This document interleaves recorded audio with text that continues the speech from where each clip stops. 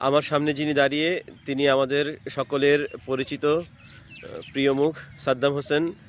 আম, সাদ্দাম, আপনাকে স্বাগত। কেমন আছেন আপনি? আলহামদুলিল্লাহ ভালো আছি ভাই, আপনি কেমন আছেন? জি, আলহামদুলিল্লাহ। সাদ্দাম, আপনি তো চ্যাম্পিয়নশিপ লিগের নতুন ক্লাব ফর্টিজে যোগ দিলেন। তো একটু জানতে চাচ্ছি যে আপনি ফর্টিজের দলবদল এখনও শুরু হয় নাই। আপনার জানুয়ারির ফার্স্ট উইকে শুরু হওয়ার একটা কথা, একটা ডেট দেওয়া আছে। তো আপনি নতুন ক্লাবে জয়েন করলেন। একটু জানতে চাচ্ছি যে আপনার নতুন ক্লাবে জয়েন করার একটু কারণ। আপনি তো অনেকদিন ধরেই আমাদের, আপনি প্রিমিয়ার লিগেও খেলেছেন, আপনার হঠাৎ করে নতুন ক্লাবে আসার কারণটা জানতে চাচ্ছিলাম। কারণটা বলতে আমি যখন চাইবে চ্যাম্পিয়ন্স লিগ খেলছিলাম, এরপর টিম রানার্স আপে বিলি করছিল। এরপর তো অনাকাঙ্ক্ষিতভাবে একটা ইনজুর হয়েছিলাম, একটু ব্যাক ফুটে পড়ে গেছি। এরপর ফরাসগঞ্জে ছিলাম, তেমন খেলারও সুযোগ হয় নাই। তারপর এবার নতুন টিম আসা, মূলত নতুন টিম বাংলাদেশে যত আসবে তত ফুটবলের জন্য লাভবান। কর্পোরেট টিমগুলো যদি ভালো টিম করতে পারে, একটা ফাইটিং হয় আর কি। তো সেই উদ্দেশ্যে যেহেতু ফর্টিস্ট নতুন টিম করছে, উদ্দেশ্য একটাই, টিমকে চ্যাম্পিয়ন করে প্রিমিয়ার লিগে তোলা। সাদ্দাম, আপনি তো অনেক দিন ধরেই এই ঢাকার মাঠে খেলছেন। আপনি দেশের সর্বোচ্চ টপ লেভেলও ফুটবল খেলেছেন। তো এই ফর্টিজ যে নতুন টিমটা, এটা আপনাদের দলটা কেমন হলো? আপনি বললেন যে আপনারা চ্যাম্পিয়ন হতে চান। আসলে আপনাদের দলের একটু জানতে চাচ্ছি যে আপনি তো একটু পুরনো মুখ, নতুন পুরনো কারা আছেন আপনাদের টিমে, বা আপনাদের টিমটা কেমন হলো? অবশ্যই বলতে গেলে মোটামুটি বলবো না, ভালোই হয়েছে আমাদের টিম। যেহেতু চিটাংয়ের অনেক প্লেয়ার আছে, সব বোঝাপড়ার ব্যাপারটা ভালো হবে।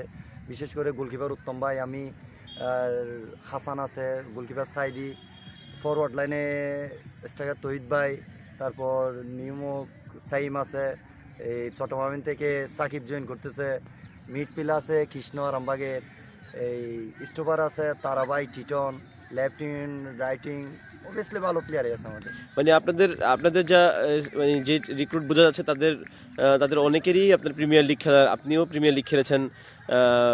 তো গোলকিপার হিসেবে আপনার যে একটা ভূমিকা, অনেক দিন ধরেই আপনি খেলছেন। তো আপনি আপনাকে কতটুকু প্রস্তুত করেছেন এই সামনের মানে চ্যাম্পিয়নশিপ লিগের জন্য? অবশ্যই করোনার কারণে তো অনেক দিন প্র্যাকটিস অফ ছিল, হালকা জিম এই সামান্য প্র্যাকটিস করছিলাম। এখন মূলত ক্লাবে আসছি, এখন থেকে কালকে থেকে স্টার্ট হবে, ইনশাল্লাহ দেখা যাক ভালো কিছু হবে। আপনাদের মানে গোলকিপার, আপনার পজিশনে যারা আছেন তারা কেমন হলো আপনাদের? আমার পজিশনে চারজন, আমি সহ চারজন গোলকিপার, একটার চাইতে একটা ফাইটিং, চারজনই কিন্তু ভালো গোলকিপার। একটু নামগুলো যদি বলতেন। প্রথমত গোলকিপার উত্তম ভাই, আমি মোহাম্মদ সাদ্দাম হোসেন। তারপর আমাদের চিটাঙের একটা গোলকিপার আছে হাসান, কক্সবাজারের জেলা দল একটা গোলকিপার আছে সাইদি। চারজনেই ফাইটিং, ভালোই গোলকিপার, এখন দেখা যাক। আপনাদেরকে বলা হচ্ছে যে যে যেহেতু এখনো অফিসিয়ালি দলবদল হয় নাই, কিন্তু আপনাদের বলা হচ্ছে যে সবচেয়ে বিগ বাজেটের দলই করতে যাচ্ছে ফর্টিস। তো এমন একটা দলের অংশ হতে পারে আপনার কেমন লাগছে? বা আপনাদের টিম অফিসিয়ালরা আপনাদের, যেহেতু এখনো প্র্যাকটিসই শুরু হয় নাই, কিন্তু আপনাদের সবাইকেই দেখা যাচ্ছে যে আপনারা ক্যাম্পে চলে আসছেন। তা কেমন, মানে আপনাদের অফিসিয়ালরা কি ধরনের সাপোর্ট আপনাদের করছে? আসলে আমাদের অফিসিয়ালি প্রথমত ওনাদের একটা চাহিদা, সেটা হচ্ছে টিমকে প্রমোট করে প্রিমিয়ার লিগে তোলা। আর ওনাদের আরেকটা আকর্ষণ হচ্ছে ওরা ডিসিপ্লিনের ব্যাপারে খুবই বিশ্বাসী। সেজন্য আমাদের টাইম টু টাইম, যে টাইমে দিচ্ছে আমরা ওই টাইমে ক্যাম্পে জয়েন করছি। আমরা চাই ডিসিপ্লিনের মাধ্যমে থেকে এই টিমটাকে প্রিমিয়ার লিগে ভালো খেলে চ্যাম্পিয়ন করে প্রিমিয়ার লিগে তোলা। আমাদের টিম অফিসিয়াল মানে কোচ, একটু জানতে চাচ্ছি যে কোচ কে কে কাকে নিয়োগ দেওয়া হলো? আমাদের হেড কোচ হচ্ছে নোয়াখালীর কৃতি ফুটবলার, বর্তমান কোচ আকবর হোসেন রিদন। আর গোলকিপার কোচ আছে আপনার নারায়ণগঞ্জের উজ্জ্বল আহমেদ। জি। এই আচ্ছা, সাদ্দাম, আপনি সাইফ স্পোর্টিং ক্লাবের চ্যাম্পিয়নশিপ লিগ থেকে মানে প্রিমিয়ার লিগ উঠে আসার পেছনের একজন অন্যতম নায়ক ছিলেন, কিন্তু দুর্ভাগ্যবশত আপনি একটা ইনজুরির কারণে প্রিমিয়ার লিগের খেলতে পারেন নাই। আপনার সাইফের জার্নিটা জানতে চাচ্ছি, যে আপনি সাইফে আসলেন এবং সাইফকে আপনারা চ্যাম্পিয়নশিপ লিগ থেকে প্রিমিয়ার লিগে তুলেন, সেই বিষয়টি জানতে চাই। সেটা যদিও 4 বছর আগের ঘটনা, তারপর আপনার মুখে একটু শুনতে চাই। না, সাইফের ব্যাপারে কি বলবো, সাইফ তো সাইফেই। সাইফ আমাদের জন্য অনেক কিছু করছে।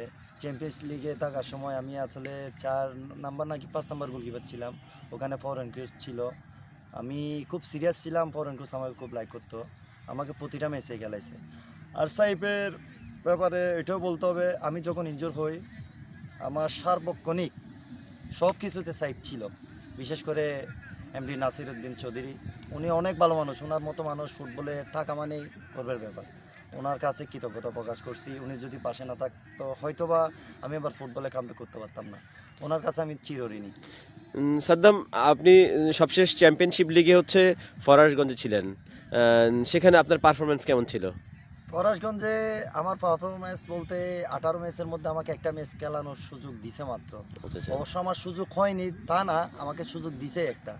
ওখানে অনেক অফিসিয়ালি ব্যাপার স্যাপার আছে, সেটা আমি বলতে চাই না। আসলে ঢাকার মাঠে খেলতে খুব ভালো লাগে, যেটা বাস্তব কথা।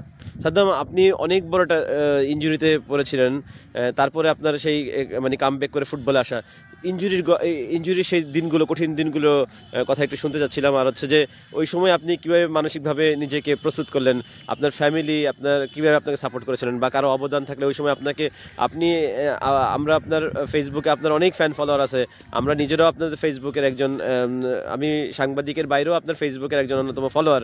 তো সেই হিসেবে বলবো যে ওই সময় আপনি অনেক দুঃখজনক অনেক স্ট্যাটাসই আমরা দেখেছি, আপনাকে নিয়ে অনেকেই পোস্ট করেছে, আপনি নিজে না দিলেও আপনার অনেক ভক্তরা সেগুলো শেয়ার করেছেন। সেই দিনগুলোর কথা একটু শুনতে চাচ্ছি, যদিও সেগুলো কষ্টের, তারপরে আপনার মুখে একটু শুনতে যাচ্ছি। আসলে বলতে ভাইয়া কি, ফুটবলার সবচাইতে কষ্টের দিন হচ্ছে ইনজুর। যেহেতু ফুটবলাররা বসে থাকতে পারে না, হুম। সেই হিসাবে ফুটবলারদের সবচাইতে কষ্টের দিন ইনজুর লাইফটা। আর পাশাপাশি বলবো, আমি যখন ইনজুরিতে ছিলাম সবচাইতে বেশি অবদান বলবো না, আমার ফ্যামিলির সাপোর্টও ছিল। আর তখন আমি সদ্য বিবাহিত ছিলাম, আমার ওয়াইফ সবচাইতে বেশি আমাকে সাপোর্ট দিয়ে গেছিলো। ও না থাকলে হয়তো বা ফুটবল আবার কামব্যাক করা হতো না আর কি। আর পাশাপাশি ফ্যামিলি, বিশেষ করে আপনিও ছিলেন, আপনার সাপোর্টও ছিল। আর বিশেষ করে আমার ফরহাদ ভাই আছে, ফরহাদ ভাইয়ের সাপোর্টও ছিল। সবার কারণে, সবার সাপোর্টের কারণে আবার ফুটবলে কামব্যাক করা।